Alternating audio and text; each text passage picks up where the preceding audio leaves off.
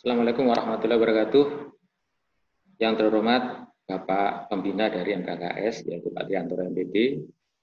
Yang saya hormati Bapak Pembina MGMP, Pembina 1, yaitu Bapak Sutio SPD. Bapak Pembina 2, yaitu Bapak Sujito SPD, yang sekaligus akan menyampaikan materi terkait penguatan PJJ.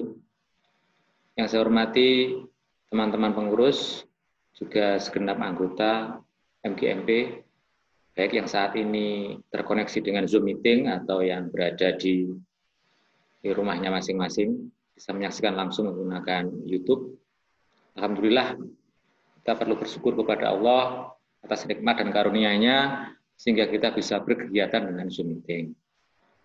Terselenggaranya kegiatan ini, Bapak Ibu, kita perlu menyampaikan terima kasih kepada yang pertama Dinas Pendidikan Kabupaten Pacitan atas izinnya kami MGMP Bahasa Indonesia menggunakan Zoom meeting. Dalam hal ini khususon kepada Pak Rosi yang membantu kami sebagai operator.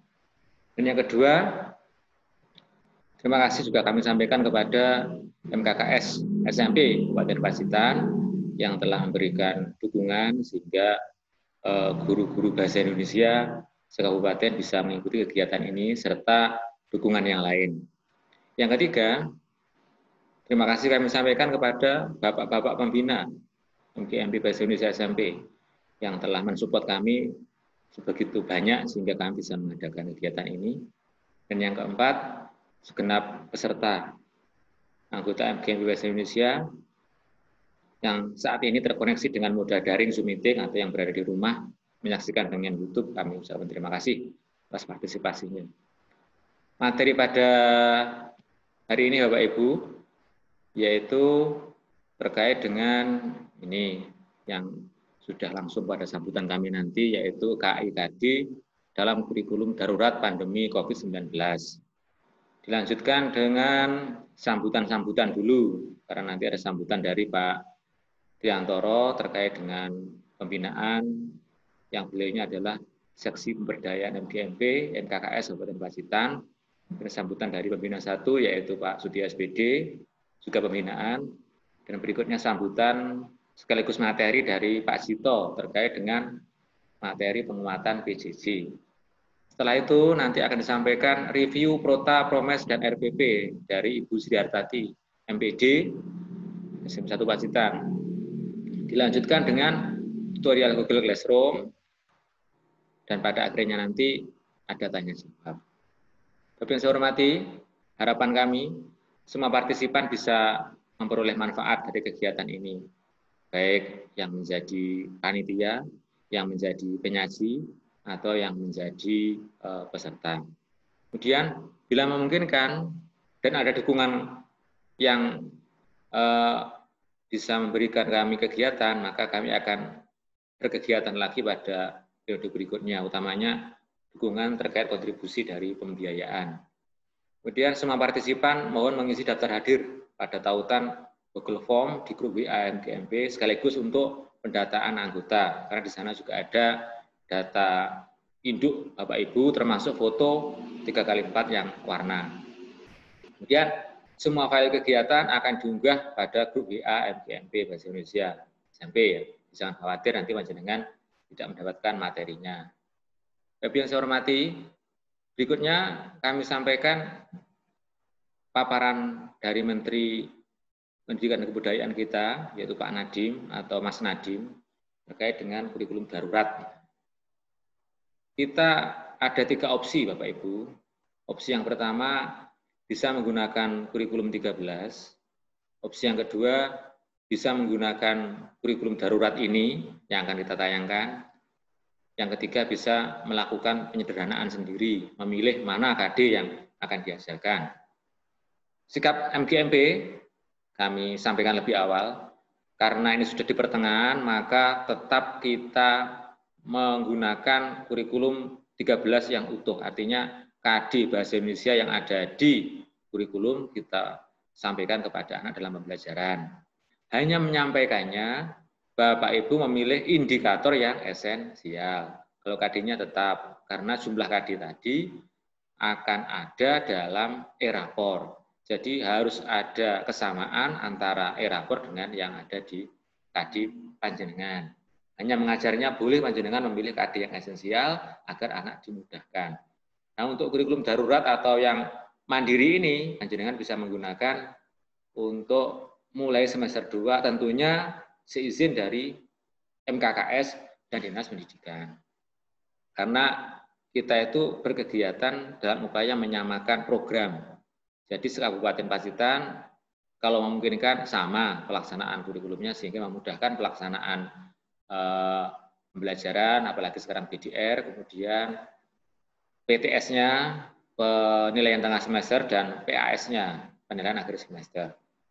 Terkait dengan KI-KD yang dalam kurikulum darurat, untuk KI tidak ada perbedaan, ada KI pengetahuan, KI keterampilan, yang intinya untuk pengetahuan adalah mencakup faktual, konseptual, dan prosedural.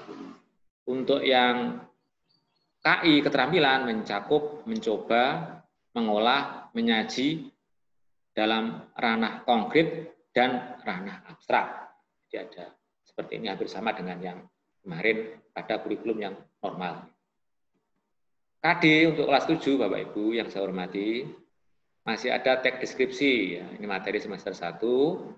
Kemudian KD untuk teks deskripsi ini masih sama, yaitu 4 KD, sama dengan kurikulum normal.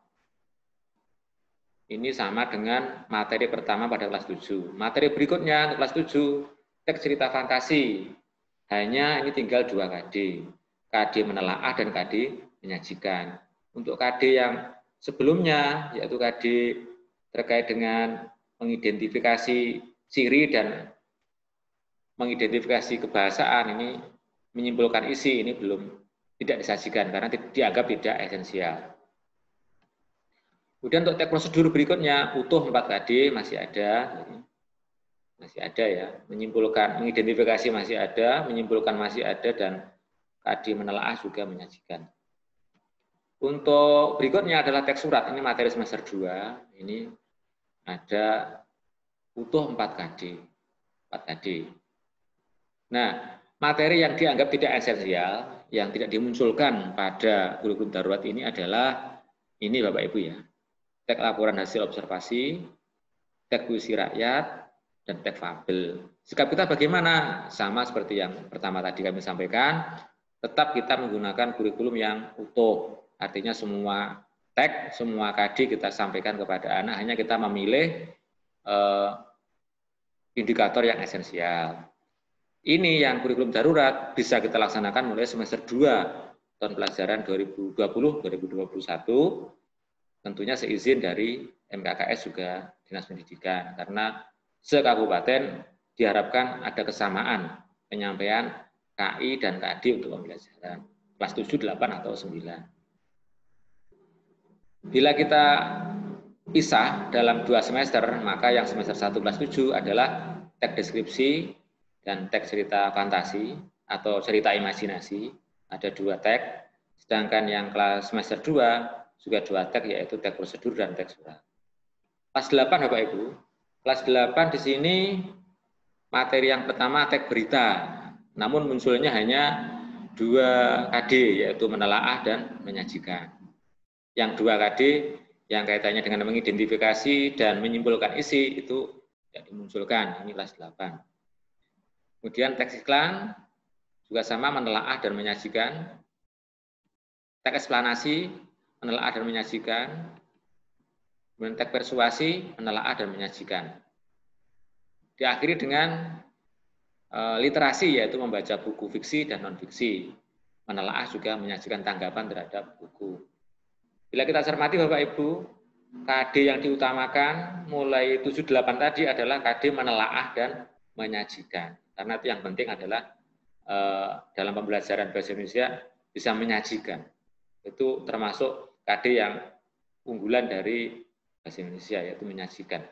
Itu menyampaikan dalam bentuk menulis teks, baik secara tulis maupun lisan.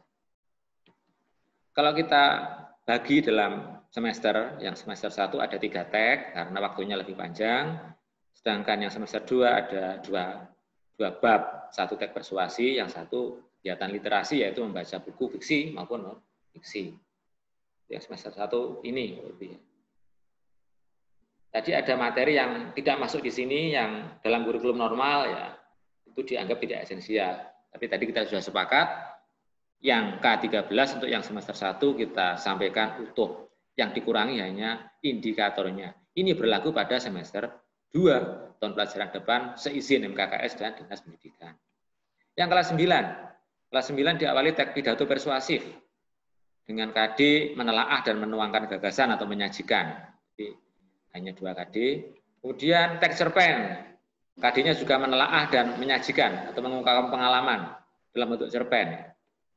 Kemudian teks tanggapan. KD-nya mengidentifikasi informasi dan menyimpulkan isi. Ini agak beda ini.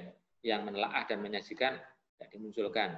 Kemudian yang teks cerita inspiratif, materi semester 2, ini terkait menelaah dan mengungkapkan atau menyajikan.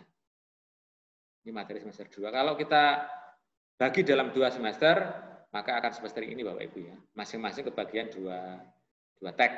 Ada teks pidato persuasif, teks cerpen untuk yang kelas 9 semester 1, semester 2 adalah ini. Sikap kita kembali kepada yang saya sampaikan tadi bahwa kurikulum darurat ini kita bisa memilih 3 opsi.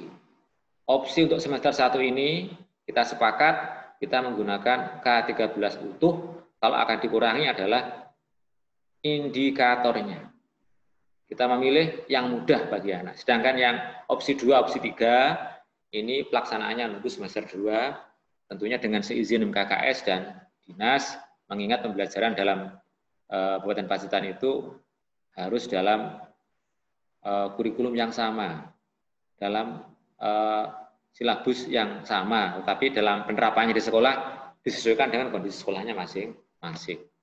Demikian sambutan kami Bapak Ibu, semoga bermanfaat. Selamat mengikuti kegiatan MGMP dalam zona atau dalam moda Zoom meeting. Kami akhiri, wassalamualaikum warahmatullahi wabarakatuh.